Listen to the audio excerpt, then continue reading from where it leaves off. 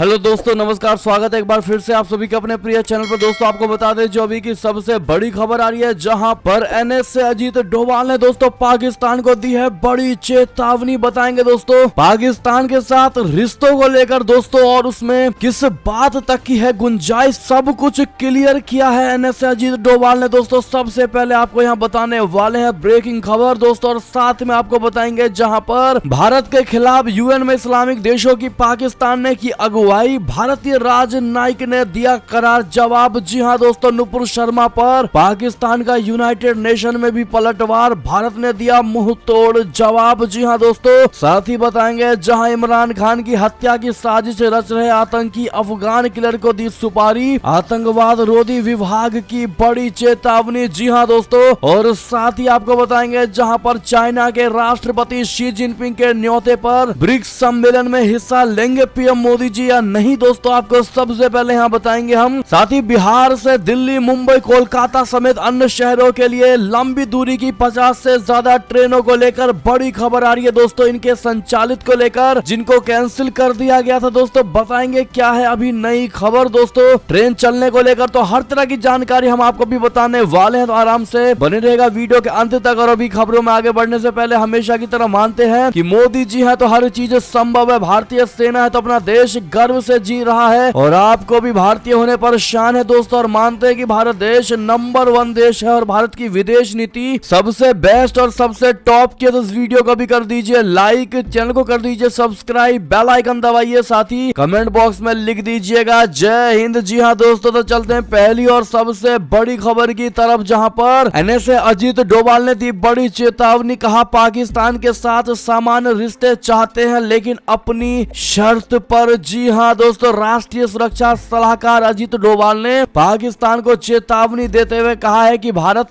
पड़ोसी देश के साथ सामान्य रिश्ते चाहता है लेकिन आतंकवाद किसी तरह से बर्दाश्त नहीं किया जाएगा। मंगलवार को समाचार एजेंसी एएनआई से बातचीत में डोभाल ने कहा कि 2019 के बाद कश्मीर में मूड बदल गया है। उन्होंने 2019 के पुलवामा हमले की ओर इशारा करते हुए कहा कि कश्मीर में काफी कुछ बदल चुका है। पुलवामा आतंकी हमले में सीआरपीएफ के काफिले को पाकिस्तान से जुड़े एक आत्मघाती हमलावर द्वारा निशाना बनाए जाने के बाद 40 से अधिक भारतीय सैनिकों की मौत हो गई थी। आतंकी पाकिस्तान स्थित जैश-ए मोहम्मद आतंकी समूह से जुड़ा था। जी हां दोस्तों, उन्होंने कहा कि 2019 के बाद कश्मीर के लोगों का मूड और मिजाज पूरी तरह से बदल गया है। लोग अब पाकिस्तान और आतंकवाद के पक्ष में नहीं है, अब बंद के आह्वान नहीं होते हैं। शुक्रवार की हड़तालें खत्म है, ये सब बंद हो चुका है। कुछ युवा लड़के गुमराह हो रहे हैं लेकिन हम उन्हें मनाने की पूरी कोशिश कर रहे हैं। कुछ आतंकी संगठन है लेकिन हम उनसे पूरे संकल्प के साथ लड़ रहे हैं। पाकिस्तान के साथ संबंधों पर उन्होंने कहा दोस्तों कि हम सामान्य संबंध जरूर चाहते हैं लेकिन आतंकवाद के लिए सहिष्णुता की सीमा बहुत कम है। ऐसा नहीं हो सकता है कि जब हमारा विरोधी चाहे तो शांति और जब वो चाहे तो युद्ध हो। हम तय करेंगे कि कब, किसके साथ और किन शर्तों पर क्या करना है। जी हाँ दोस्तों, बहुत बड़ी बात एनएसए अजीत डोभाल ने पाकिस्तान के साथ रिश्तों को लेकर कह दिया है दोस्तों, क्योंकि बार बार पाकिस्तान कभी भारत पर पलटवार दोस्तों और कभी भारत के साथ अच्छे रिश्ते रखने की बात करता था, जिसको अब एनएसए डोभाल ने अपना बयान देकर साफ जता दिया है दोस्तों कि पाकिस्तान जब चाहे दोस्ती कर ले, जब चाहे युद्ध कर ले, वो संभव नहीं। भारत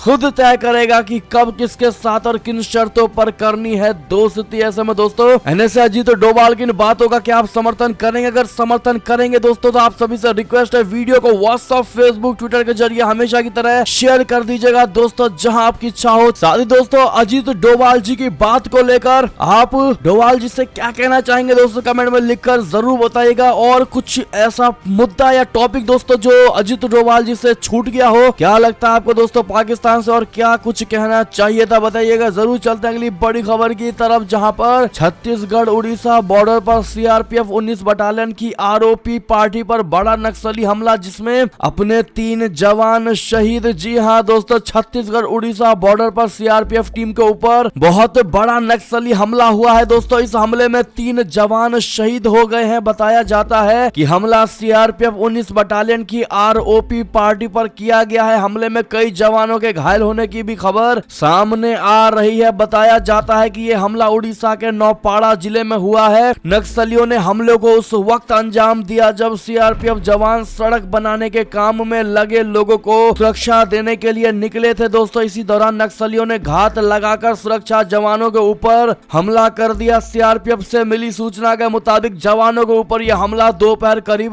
कल 2:30 बजे हुआ। जी हां दोस्तों, इस हमले में शहीद हुए सीआरपीएफ जवानों की पहचान हो गई है। सीआरपीएफ के मुताबिक ये जवान है असिस्टेंट सब इंस्पेक्टर यानी एएसआई शिशुपाल सिंह, एएसआई शिवलाल और कांस्टेबल धर्मेंद्र कुमार सिंह के रूप में हुई है दोस्तों। ऐसे में बहुत दुख भरा खबर था दोस्तों, और ऐसे में आप सभी से रिक्वेस्ट है उन तीनों शहीद हुए जवानों को दोस्तों श्रद्धांजलि आप लोग कमेंट के माध्यम से जरूर दीजिएगा। साथ ही आपको बता दें दोस्तों, जहां पर उन आतंकियों की तलाश जारी है दोस्तों। अगली खबर की बात करें, जहां पर भारत के खिलाफ यूएन में इस्लामिक देशों की पाकिस्तान ने की अगुवाई, तो भारतीय राजनयिक ने दिया करारा जवाब। जी हां दोस्तों, इस्लामिक देशों के संगठन इस्लामिक सहयोग संगठन यानी ओआईसी ने एक बार फिर भारत सरकार को घेरा है दोस्तों। सोमवार को हेट स्पीच के खिलाफ संयुक्त राष्ट्र की एक उच्च स्तरीय मीटिंग में ओआईसी की तरफ से पाकिस्तान के यूएन राजदूत मुनीर अकरम ने एक बयान जारी किया है दोस्तों। बयान में भारत की सत्तारूढ़ भारतीय जनता पार्टी के सदस्यों द्वारा पैगंबर मोहम्मद के अपमान पर गंभीर चिंता व्यक्त की गई। ओआईसी के बयान में अंतर्राष्ट्रीय समुदाय से नफरत और हिंसा के लिए उकसाने वाली गतिविधियों को प्रतिबंधित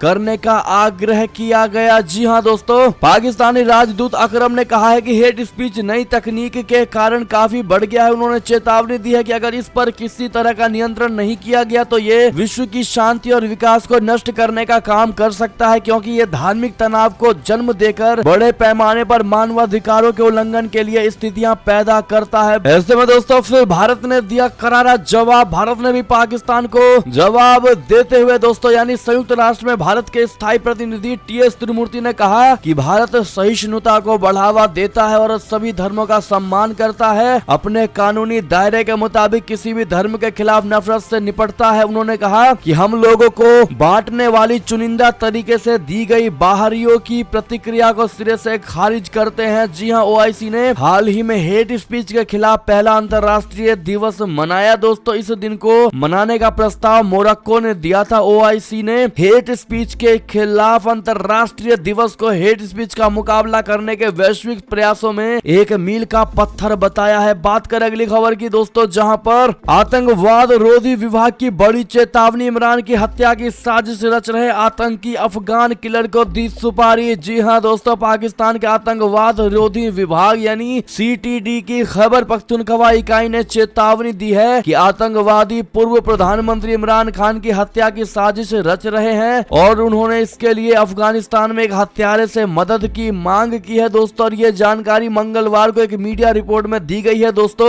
उर्दू भाषा के समाचार पत्र जंग की रिपोर्ट के अनुसार आतंकवाद रोधी विभाग ने सभी संबंधित एजेंसियों को पूर्व प्रधानमंत्री और पाकिस्तान तहरीक इंसाफ पार्टी के अध्यक्ष इमरान खान की सुरक्षा के लिए हर संभव उपाय करने का निर्देश दिया है। जी हां दोस्तों, रिपोर्ट के अनुसार सीटीडी की खैबर पख्तूनख्वा इकाई की ओर से जारी चेतावनी में कहा गया है कि आतंकवादी इमरान खान की हत्या करने की साजिश रच रहे हैं, जिसके लिए उन्होंने अफगानिस्तान में एक हत्यारे से मदद मांगी है। रिपोर्ट में कहा गया है कि यह चेतावनी विभिन्न मंचों के साथ साझा की गई है। एक वरिष्ठ पुलिस अधिकारी का हवाला देते हुए रिपोर्ट में कहा गया है कि सीटीडी ने 18 जून को अलर्ट जारी किया था। अगली खबर की बात करें, जहां पर चीन के राष्ट्रपति शी जिनपिंग के न्योते पर ब्रिक्स सम्मेलन में हिस्सा लेंगे पीएम मोदी जी, होगी वर्चुअल बैठक। जी हां दोस्तों, चीन के राष्ट्रपति शी जिनपिंग ने प्रधानमंत्री नरेंद्र मोदी जी को ब्रिक्स समिट में हिस्सा लेने का न्योता दिया है। बताया गया है कि प्रधानमंत्री कार्यालय ने चीन द्वारा आयोजित इस समिट के निमंत्रण को स्वीकार कर लिया है दोस्तों। ब्रिक्स देशों की बैठक 23 से 24 जून 2022 को वर्चुअल माध्यम से होगी। इस दौरान ब्रिक्स गठबंधन में शामिल देशों के राष्ट्राध्यक्ष 24 जून को मेहमान देशों के साथ वैश्विक विकास पर उच्च स्तरीय वार्ता में भी हिस्सा लेंगे। जी हां दोस्तों, बात करें अगली खबर की, जहां पर नाटो ने पुतिन के परमाणु किले पर शिकंजा कसा तो भड़का रशिया लिथुआनिया को दे दी बड़ी धमकी। जी हां दोस्तों, यूक्रेन युद्ध के बीच रूस और उत्तर अटलांटिक संधि संगठन यानी नाटो के बीच तनाव बढ़ता ही जा रहा है दोस्तों। रूस के विदेश मंत्रालय ने नाटो सदस्य देश लिथुआनिया से मांग की है कि वो कैलिनिनग्राड पर खुलेआम लगाए गए शत्रुतापूर्ण प्रतिबंधों को तत्काल हटाए। रूस की ये चेतावनी ऐसे समय पर आई जब लिथुआनिया ने नाटो देशों से चौतरफा घिरे रूस के परमाणु सैन्य किले यानी किलिनिनग्राड गार्ड को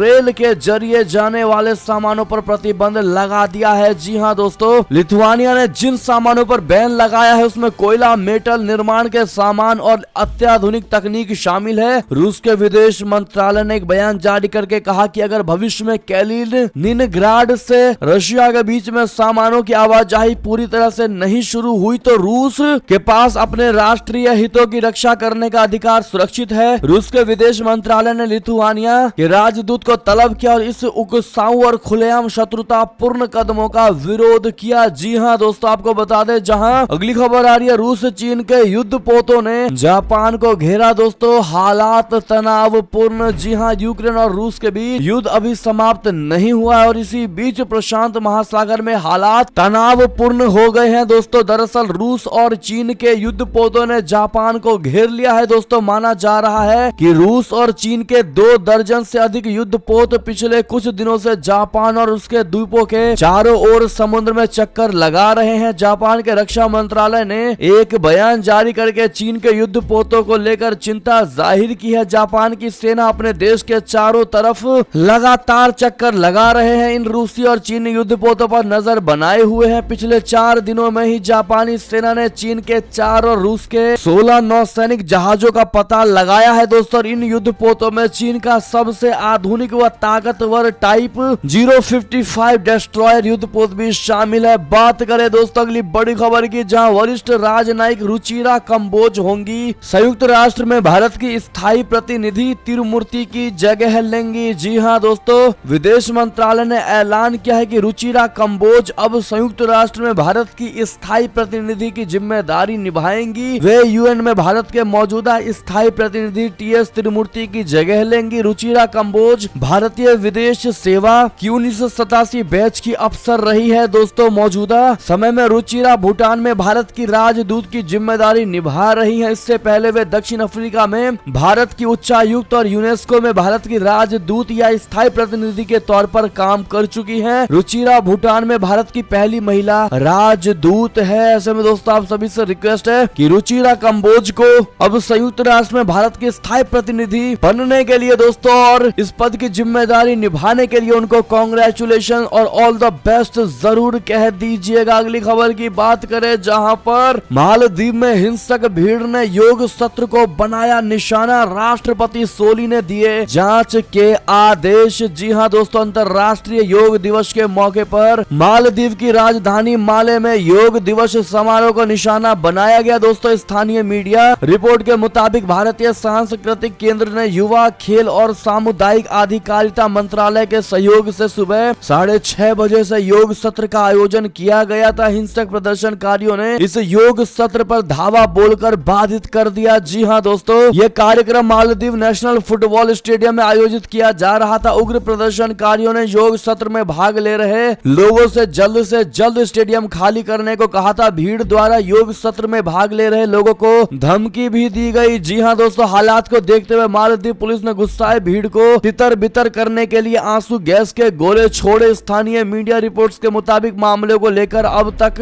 6 प्रदर्शनकारियों को गिरफ्तार किया गया है। जी हां दोस्तों, चलते अगली खबर की ओर, जहां योग पर पाकिस्तान ने ऐसा क्या कह दिया कि भड़के वहीं के लोग। जी हां, संयुक्त राष्ट्र से योग को मान्यता मिलने के बाद से पूरी दुनिया में योग को हाथों हाथ लिया जा रहा है। दोस्तों, कई देशों में 21 जून को अंतर्राष्ट्रीय योग दिवस के रूप में मनाया जाने लगा है। इस बार पाकिस्तान सरकार ने भी अंतर्राष्ट्रीय योग दिवस के मौके पर बाकायदा ट्वीट करके इसके फायदे बताए हैं। दोस्तों, जिस पर पाकिस्तानी खूब प्रतिक्रिया दे रहे हैं। पाकिस्तान सरकार ने ट्वीट करके कहा कि योग से संतुष्टि तो मिलती ही है, साथ में शरीर भी दुरुस्त रहता है। दोस्तों, फिटनेस की इस दुनिया में ये दोनों ही बहुत जरूरी है। योग जल्द ही आपकी शारीरिक और मानसिक क्षमता को बदल सकता है। योग के जरिए लंबे समय तक आपका मस्तिष्क और शरीर काम कर सकता है। जी हां दोस्तों, हालांकि पाकिस्तान सरकार को इस ट्वीट को लेकर अपने ही लोगों की आलोचनाओं का सामना करना पड़ रहा है। दोस्तों, पाकिस्तानी लोग आर्थिक संकट से गुजर रहे अपने मुल्क की दुहाई देकर सरकार को कोस रहे हैं। जी हां दोस्तों, कुर्रत उल एन इस्माइल ने भी ट्वीट करके कहा कि भारत के प्रधानमंत्री मोदी जी का अनुसरण करते हुए आपको याद दिला दूं कि आप पाकिस्तान की सरकार है, भले ही इंपोर्ट करके लाई गई सरकार हो। यानी दोस्तों जमकर बेइज्जती की गई है दोस्तों पाकिस्तान की सरकार की। चलते अगली बड़ी खबर की ओर, जहां हाँ, दुनिया को ज्ञान देने वाले अमेरिका का दिखा दोगला चेहरा, इस कदम से बढ़ेगी भारत की मुसीबतें। जी हाँ दोस्तों, रशिया और यूक्रेन के युद्ध ने दुनिया को दो धड़ों में बांट दिया और इस युद्ध में पश्चिमी देश तो यूक्रेन के साथ दिखाई दे रहे हैं, तो वहीं चीन और बेलारूस जैसे देश रूस के साथ खड़े हैं दोस्तों। हालांकि इस पूरे युद्ध के दौरान भारत ऐसा देश है जिसके रुख किसी एक पक्ष में नहीं है और इसी वजह से पश्चिमी देशों में भारत के खिलाफ खासा नाराजगी है दोस्तों। पश्चिमी देशों की मांग है कि भारत को रूसी हमले का विरोध करे, लेकिन इस बीच ये भी जान लेना दिलचस्प है कि भारत को सलाह देने वाला अमेरिका खुद पाकिस्तान के साथ खड़ा है। दोस्तों आपको बता दें कि पाकिस्तान को पूरी दुनिया में ही आतंक का समर्थक कहा जाता है। वो देश टेरर फंडिंग के चलते FATF की ग्रे लिस्ट में शामिल है। गौरतलब है कि अमेरिका के विदेश विभाग ने पिछले गुरुवार को कहा कि पाकिस्तान हमारा पार्टनर है और हम साझेदारी को मजबूत बनाने के प्रयास करते रहेंगे। दरअसल अमेरिका के विदेश मंत्रालय से सवाल किया गया था कि क्या पाकिस्तान में नई सरकार आने के बाद अमेरिका पाकिस्तान संबंधों में सुधार हुआ है। इसके जवाब में प्रवक्ता नेड प्राइस ने कहा कि हम पाकिस्तान के साथ अपनी साझेदारी को मजबूत बनाने के लिए कदम उठाते रहेंगे जो हमारे अपने और साझा हितों को पूरा करेंगे। यानी कि दोस्तों कहीं ना कहीं अमेरिका का ये कदम भारत के लिए नुकसानदायक हो सकता है दोस्तों, चाहे वो किसी भी फील्ड में क्यों ना हो। ऐसे में आपकी क्या राय होगी अमेरिका को लेकर दोस्तों, और अमेरिका के दोहरे नीति को लेकर और दोगले चेहरे को लेकर दोस्तों बताना मत भूलिएगा। आप लोग कमेंट जरूर करिएगा दोस्तों, और वीडियो पसंद आ रहा हो तो वीडियो लाइक करना मत भूलिएगा जिन्होंने अभी तक वीडियो को लाइक नहीं किया है। चलते हैं अगली बड़ी खबर की तरफ, जहां पर पाकिस्तान की एक चूक ने किया सऊदी अरब को नाराज, 20 अरब डॉलर से धो बैठा हाथ। जी हां दोस्तों, सऊदी अरब के क्राउन प्रिंस ने 2019 में पाकिस्तान के दौरे के समय 20 अरब डॉलर के निवेश का ऐलान किया था। हालांकि पाकिस्तान इस निवेश को लाने में नाकाम ही रहा। अब पाकिस्तान की तत्कालीन इमरान खान सरकार में मंत्री रह चुके अर्थशास्त्री ने इस निवेश को लेकर एक खुलासा किया है दोस्तों। 2019 में इमरान खान सरकार में कैबिनेट मंत्री रह चुके हारून शरीफ ने दावा किया है कि सऊदी अरब के क्राउन प्रिंस मोहम्मद बिन सलमान ने एक शर्त के साथ पाकिस्तान में 20 अरब डॉलर के निवेश का वादा किया था। पाकिस्तान सरकार में बोर्ड ऑफ इन्वेस्टमेंट के चेयरमैन रहे हारून ने कहा है कि क्राउन प्रिंस की शर्त ये थी कि इस निवेश में राजनीतिक और नौकरशाही वर्ग का दाखिल नहीं होना चाहिए। जी हाँ दोस्तों, हारून शरीफ ने दावा किया कि 2019 की बैठक के दौरान क्राउन प्रिंस ने कहा था कि सऊदी अरब पाकिस्तान में 20 अरब डॉलर का निवेश करने को लेकर प्रतिबद्ध है, लेकिन अगर इस निवेश में राजनीति और नौकरशाही का दखल होगा तो निवेश नहीं हो पाएगा। चलते अगली खबर की तरफ, जहां नेपाल में चीन के BRI प्रोजेक्ट पर विशेषज्ञों ने जताई चिंता, कहा चीनी मदद स्वीकारते वक्त सतर्क रहे नेपाल। जी हां दोस्तों, नेपाल में चीन के बेल्ट एंड रोड इनिशिएटिव परियोजनाओं की पारदर्शिता और व्यवहार्यता की कमी पर विशेषज्ञों ने चिंता जताई है दोस्तों। उन्होंने चीनी सहयोग स्वीकार करते वक्त नेपाल को सतर्क रहने की चेतावनी दी, क्योंकि इसमें चीन के भू राजनीतिक और अन्य तरह के स्वार्थ निहित हैं। जी हां दोस्तों, न्यूज सोसाइटी नेपाल द्वारा आयोजित एक संवाद श्रृंखला में बोलते हुए विशेषज्ञ और पत्रकार विश्वास बराल ने कहा है कि यदि सरकार पारदर्शी समझौते नहीं करेगी तो परेशानी होगी। नेपाल के स्थानीय मीडिया कांतिपुर न्यूज के बराल के हवाले से कहा गया है कि किसी ने भी अब तक BRI दस्तावेज नहीं देखा है, इसलिए सबसे पहले तो इसके पारदर्शी होने की जरूरत है। अगली खबर की बात करें दोस्तों, जहां पर अग्निपथ योजना पर मंथन, PM मोदी ने की तीनों सेनाओं प्रमुख से अहम बैठक। जी हां दोस्तों, सेना में भर्ती को लेकर बनाई गई अग्निपथ योजना को लेकर प्रधानमंत्री नरेंद्र मोदी जी ने कल तीनों सेनाओं प्रमुखों के साथ अहम बैठक की दोस्तों। खबरों के मुताबिक इस बैठक में तीनों सेना प्रमुखों ने PM मोदी जी से अलग अलग मुलाकात करके अग्निपथ योजना के साथ साथ इसके कार्यान्वयन की अपनी योजना के बारे में जानकारी दी। नई सैन्य भर्ती योजना के खिलाफ कई राज्यों में व्यापक विरोध के बीच ये बैठक हुई। जी हां दोस्तों, अगली खबर की बात करें, जहां पर जो बाइडेन के साइकिल चलाने और गिरने पर ट्रंप का तंज, कहा मैं कभी नहीं चलाऊंगा साइकिल। जी हां दोस्तों, जो बाइडेन हाल ही में अपने गृह राज्य डेलावेयर में छुट्टी बिताने के दौरान साइकिल चलाते नजर आए थे दोस्तों, और इसी दौरान उनकी साइकिल फिसलने से वे गिर गए थे। ट्रंप ने चुटकी लेते हुए जो बाइडेन का नाम लिए बगैर कहा मुझे उम्मीद उम्मीद है कि वो ठीक हो गए होंगे, क्योंकि जैसा कि आप जानते हैं वो अपनी साइकिल से गिर गए थे। मैं आज आपसे ये वादा करता हूँ कि मैं कभी भी साइकिल की सैर नहीं करूंगा। जी हाँ दोस्तों, अगली खबर की बात करें जहां पर भाजपा से गठबंधन करोगे तो हम आपके साथ हैं, सीएम उद्धव ठाकरे के सामने एकनाथ शिंदे की शर्त। जी हाँ दोस्तों, महाराष्ट्र सरकार में कद्दावर नेता और कभी उद्धव ठाकरे के काफी करीबी रहे एकनाथ शिंदे ने बगावती तेवर अपनाते हुए सूरत के एक होटल में डेरा जमाया हुआ है। शिवसेना की ओर से मिलिंद नार्वेकर और रवि पाठक ने सूरत में शिंदे से मुलाकात की थी, लेकिन शिंदे ने अपना रुख साफ किया और कहा कि बिना भाजपा के साथ कि वो पार्टी में वापसी नहीं करेंगे। मीडिया सूत्रों के मुताबिक नार्वेकर ने शिंदे और सीएम उद्धव की फोन पर बात कराई, जिसमें शिंदे ने शर्त रखी कि अगर वो भाजपा के साथ गठबंधन कर लेते हैं तो वे उनके साथ आ जाएंगे। शिंदे ने यह भी दावा किया है कि सूरत में उनके साथ शिवसेना के 30 और 2 निर्दलीय विधायक भी मौजूद हैं। जी हाँ दोस्तों, सूत्र बताते हैं कि शिंदे ने सीएम उद्धव से फोन पर बातचीत में कहा कि वो सिर्फ एक शर्त पर ही वापसी करेंगे, अगर पार्टी भाजपा के साथ गठबंधन कर लेती है तो वो मानने को तैयार है। शिंदे ने कहा है कि पार्टी के कई विधायक एनसीपी और कांग्रेस के साथ काम करने को तैयार नहीं है। हालांकि दूसरी ओर सीएम उद्धव ने शिंदे से मुंबई आकर बात करने की बात कही है। अगली खबर की बात करें दोस्तों, जहां अग्निपथ योजना के विरोध के बीच सेना ने किया साफ, कहा भर्ती प्रक्रिया में नहीं होगा कोई भी बदलाव। जी हाँ दोस्तों, अग्निपथ योजना को लेकर हो रहे विरोध के बीच सेना ने साफ कर दिया है कि अग्निपथ योजना के तहत 4 साल के लिए सेनाओं में युवाओं को भर्ती करना उन सारी सिफारिशों के अनुसार है जो समय समय पर अलग अलग कमेटियों ने की थी। इस योजना के लिए सेनाओं, रक्षा मंत्रालय और सरकार ने सैकड़ों घंटे तक विचार विमर्श किया है। साथ ही सेना ने यह जानकारी भी दी है कि अग्निवीरों के लिए सेनाओं के से बाहर आने के बाद नई नौकरियों के कई मौके होंगे। तीनों सेनाएं अग्निवीरों की ट्रेनिंग की तैयारी कर चुकी है और अब युवाओं को भर्ती की तैयारी में लग जाना चाहिए। बात करें अगली खबर की, जहां 4 साल बाद अग्निवीरों को हरियाणा में सरकारी नौकरी देने का मनोहर लाल खट्टर ने किया बड़ा ऐलान। जी हाँ दोस्तों, मनोहर लाल खट्टर ने कहा है कि 4 साल बाद